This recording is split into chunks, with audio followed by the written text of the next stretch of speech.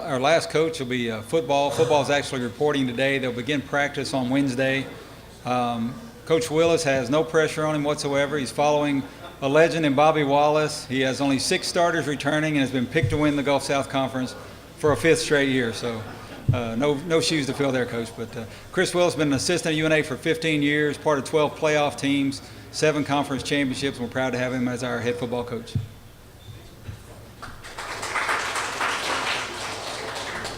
I appreciate that, Jeff. Thank you so much. Let me say this before I get started. I see you guys sitting back there, 306. Let's give them a hand.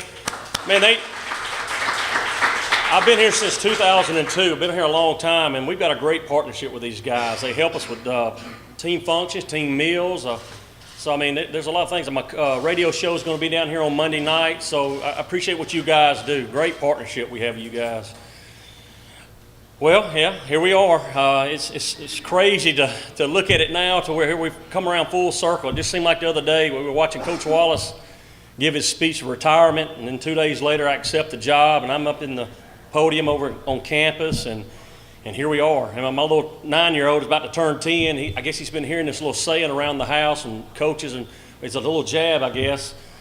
He actually looked at me and said, "Well, Daddy, the honeymoon's over, huh?" And I said, "Yeah, the honeymoon's over. We got to go to work." And so it is. It's time to go. I'm excited about it.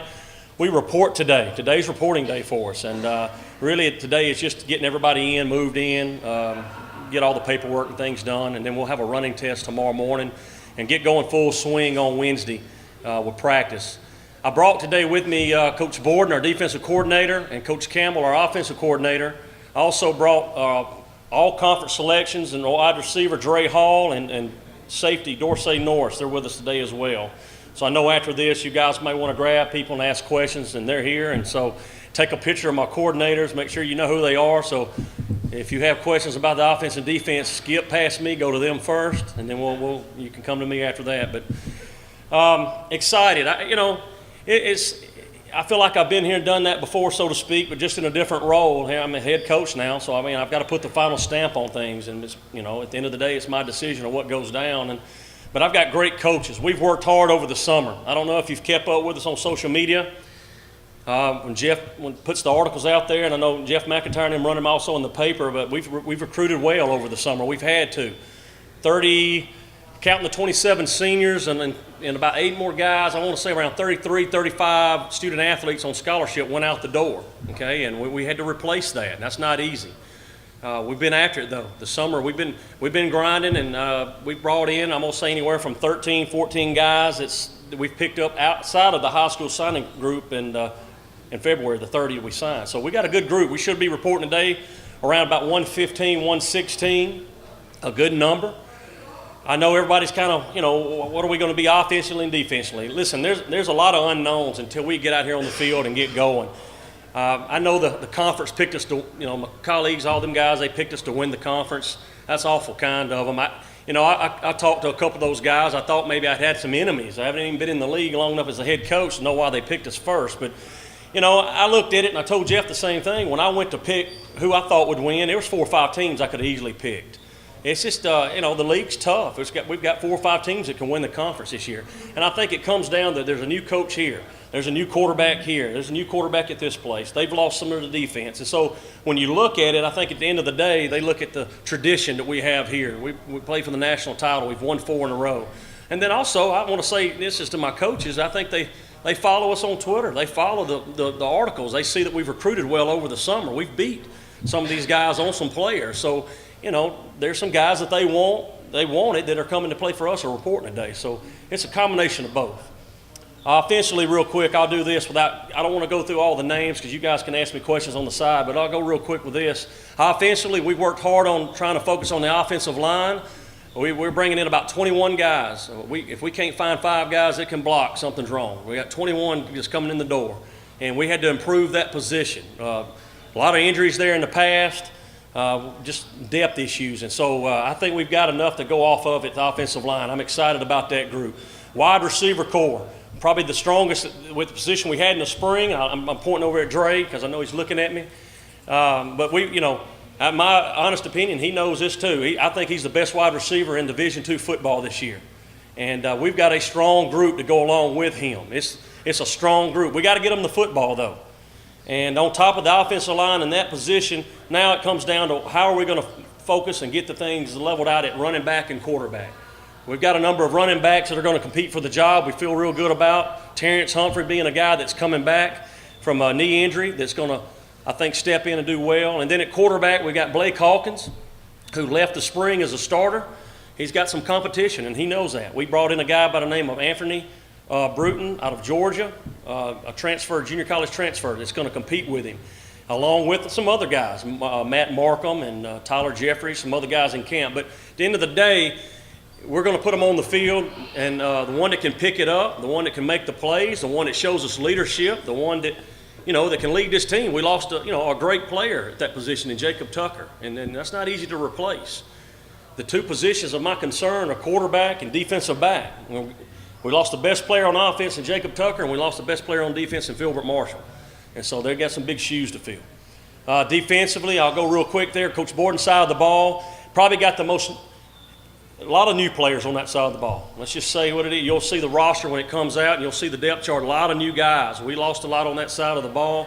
Defensive line, we've got what we feel like is a great pass rushing defensive line. We got some size up there.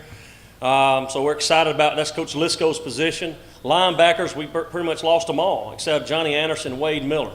And we had to replace the whole linebacker core. And we feel good about what we brought in. Once again, it looks great on paper, but the game's not played on paper. Secondary, we brought in some corners to replace Filbert Marshall, Levi Fail. We lost Kyle Jackson, James Rivers. They were safeties. And so we had to replace those guys. Dorsey's one of the leaders on the back end, and he feels good about what we've recruited. And I feel like at the end of the day, once we get it in there, it's my job as a head coach is to find that nucleus. What we had last year was that, I told you this earlier, and I've told it in every speech, is we had that coach-player relationship that we used to teach under Coach Wallace that I'm going to still teach, the player-coach relationship. And we had a strong group in the locker room that led each other and fed off each other. There was no finger-pointing last year, even when things kind of went bad.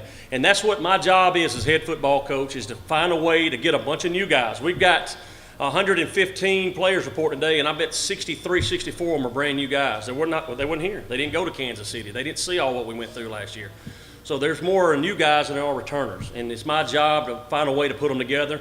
My coach's job, they're the coach. They're to find ways to coach the scheme and stop people and score points. My job is to build one big happy family, and that's what I plan on doing. Once again, I appreciate everybody coming out, Jeff, you guys, and what y'all do. I know a lot of work has to go into these events, and I appreciate everybody. I'm going to take questions off from the podium. I know I've got coaches here that you might want to interview as well. I look forward to the season. We want to end on a high note. It's the last year Division II. I don't even want to talk about 18. I really just want to talk about this season. And so I want these guys, these seniors, they want to end on a good note. So they're not really worried about the 18 season. They're worried about now. And that's our focus, and it starts today as soon as I basically walk away from this podium. So I appreciate everybody. Thank you so much. We keep things rolling here at Media Day at 306 Barbecue in Florence, Alabama, talking with UNA senior wide receiver Dre Hall. And Dre, I think the first thing we have to hit on with you is entering your senior season. You hold many receiving records at UNA. You have an opportunity to pretty much rewrite that record book. What do those individual accolades mean to you individually? Well, to me, they don't mean a lot, just because I just like playing the game of football, and everything always works out, and those happen to just work out at the right time, and people starting to know like what I can do. But it's just how I've been playing my whole life. Like high school, you go back to my high school things, you can see the same thing.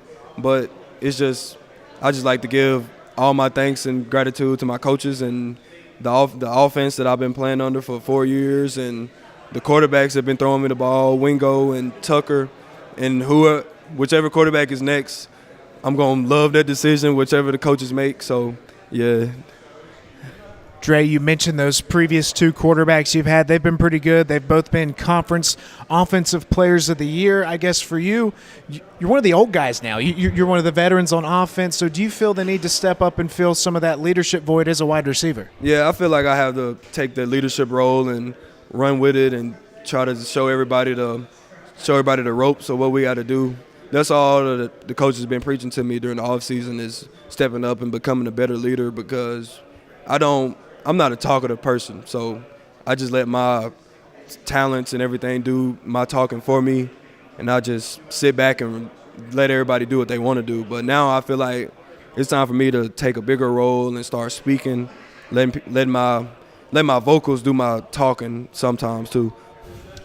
Last season, we make it to Kansas City. It was an historic run. How much of a driving factor has a return trip to Kansas City been for you in the offseason? It's been a big factor because knowing that snow was something that we wasn't ready for at that time of the day, but we knew going in that if that snow wasn't a factor, then it would have been probably a different outcome than what it was. But other than that. Stedman Campbell jumping in. Dre, thanks for talking with us. Best of luck this season. You're welcome. Thank you. It's time to talk with UNA senior safety Dorsey Norris. Dorsey, here you are, your final year at North Alabama, a preseason all-conference selection. What does that individual honor mean to you? It definitely means a lot. I'm thankful that the coaches of the GSC voted for me. We've been working hard each day and every day, but for me, it's just a preseason, mention. I mean, I still have to go out and execute on my behalf, and I'm not thinking too much individually. I'm thinking more of what's best for the team, and that's winning the national championship, not winning the preseason all-conference award. This team, Dorsey, was picked to repeat as conference champions for the 5th straight time in the preseason poll. I guess for you on defense, only one starter technically returning, but if you look on paper, it's a little deeper than that. Do you feel like some people may sleep on this defense just a little bit this season? Yeah, most definitely. When you look on us on paper, we return one starter, and I believe that's Freddie Reed, who's also a great defensive lineman, but we return a lot of wealth, and by wealth, I mean players like myself who didn't start, Johnny Anderson, Maurice Carnell, players like that who were a part of the defense that, was so great last year. And I think, when teams look at us on paper, they're going to be thinking it's a brand new defense and, new faces, new names, but it's still going to be the same mindset, and that's to be the best defense out there possible. Now, a year ago, the secondary was one of the strengths of the defense. You guys will have to replace a lot back there as a safety, sort of one of the returning leaders of this secondary. What do you guys need to do to be great once again this season? Definitely, when you lose a player like Filbert Marshall, Kyle Jackson, the list goes on. Replacing players like that, it's almost next to impossible, especially with the cohesiveness we've all had. We've all been together. We've all played together for years. It was just a work in motion. We connected, on the football field together. I think for our team to be great, especially in the secondary, we had to communicate. We had to make sure we're all on the same page, and we can't just assume that this player is going to make up for this and that. We just have to make sure that we're all on the same page, and that's how we continue to be great. I think, Coach Ferris, our defensive coach, does a great job in putting us in a position. It's just going to become on our behalf to make sure the plays are made now. Dorsey, entering your senior year, final year at North Alabama, best of luck to you. Yes, sir. That's Dorsey Norris coming to you live from 306 Barbecue for UNA Media Day.